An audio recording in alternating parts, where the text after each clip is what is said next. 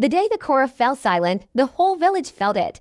I grew up in a small town where music was part of daily life. Not loud music from speakers, but soft sounds that told stories. At the center of it all was one instrument, a Kora. My grandfather was a Kora player. People called him a griot, a keeper of stories. He did not just play music. He told history, family lines, and lessons from the past through his songs. When I was young, I would sit beside him in the evenings. He would rest the Kora against his chest and pluck the strings slowly. The sound was gentle but strong.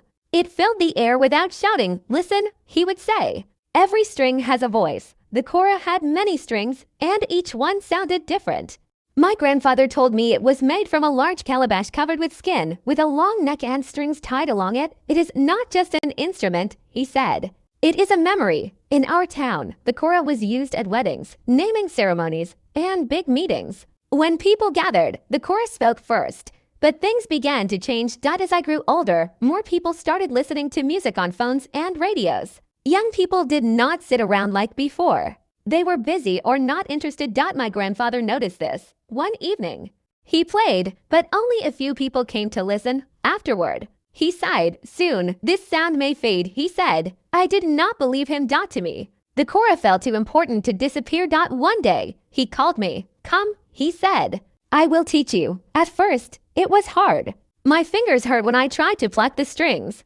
The rhythm was not easy to follow, but I kept trying. He showed me how to sit, how to hold the instrument, and how to listen before playing. Do not rush, he said. The Kora is patient. Weeks turned into months. Slowly, I began to play simple tunes. They were not as smooth as his, but they had life. Then one morning, everything changed. My grandfather fell sick. He could no longer sit for long or play like before. The Kora rested in the corner of his room. Untouched. The house felt quiet in a way I had never felt before. One evening, I picked up the Kora. My hands were shaking. I sat where he used to sit and began to play.